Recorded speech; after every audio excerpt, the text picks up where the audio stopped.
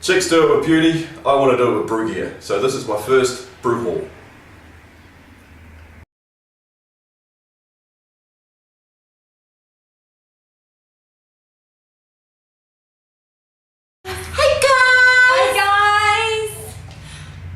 This is a beer haul. This is a beer haul. We're going to do our beer haul. Yep. So this cooks. It's Canberra, so it cooks stuff. Yep. And you can use this actually in your kitchen as well. Yeah. If you need like a stew, a hearty winter stew. Yep.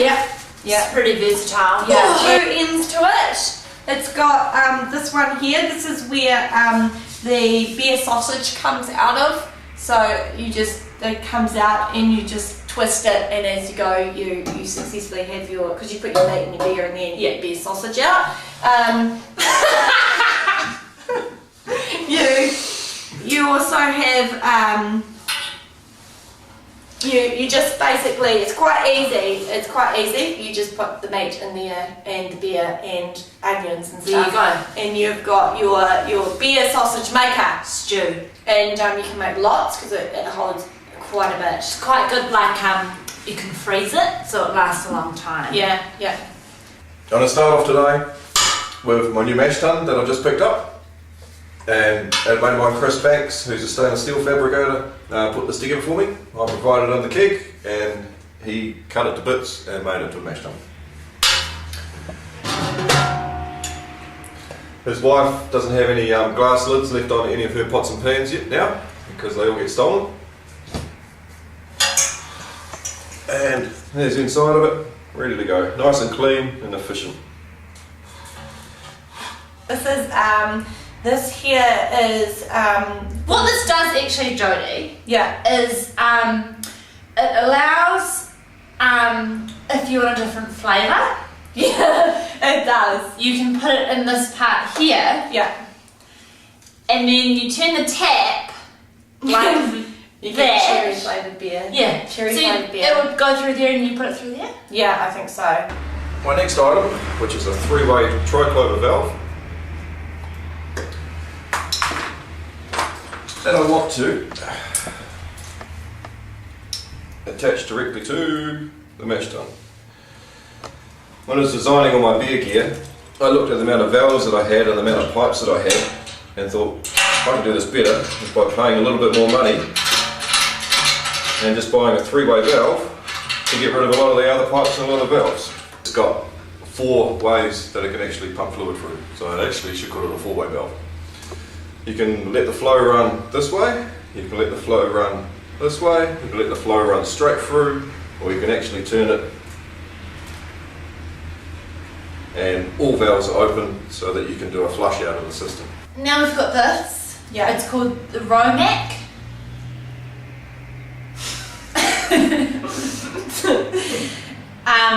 What is that thing in there? And it has so what does it do? I think this one, No, you don't think you know. I know what this does. Very knowledgeable. It's a digital reader Yeah. for the amount of alcohol that's in your beer. Yeah.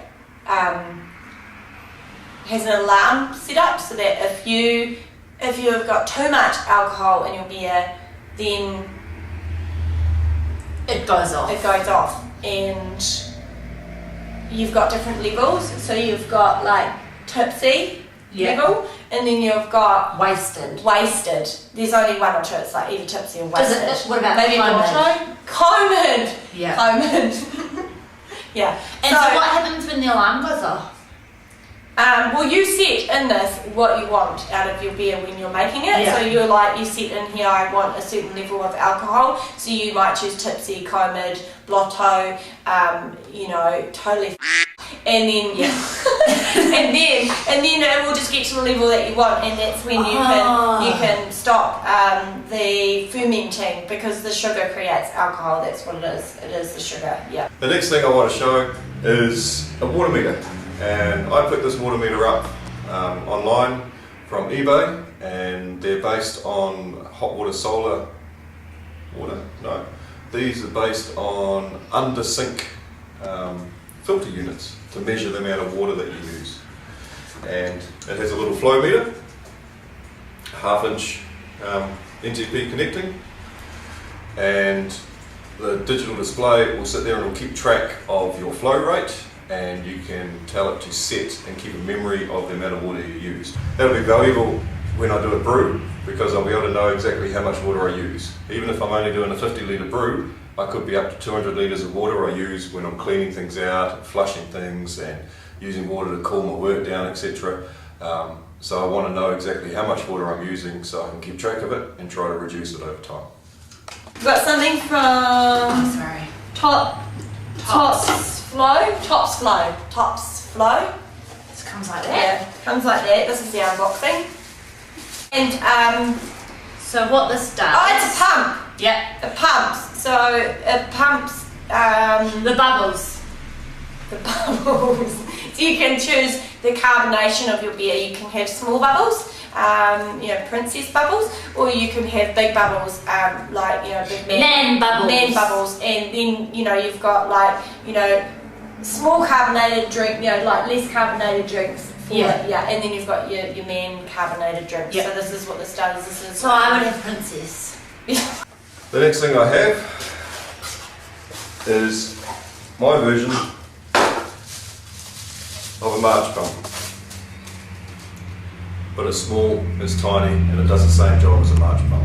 It's made out of the same material, it has the same pumping capacity. I think this pump's up to 2.5 metre head, which is ample, and it's also rated up to 100 degrees, and food grade, etc, etc.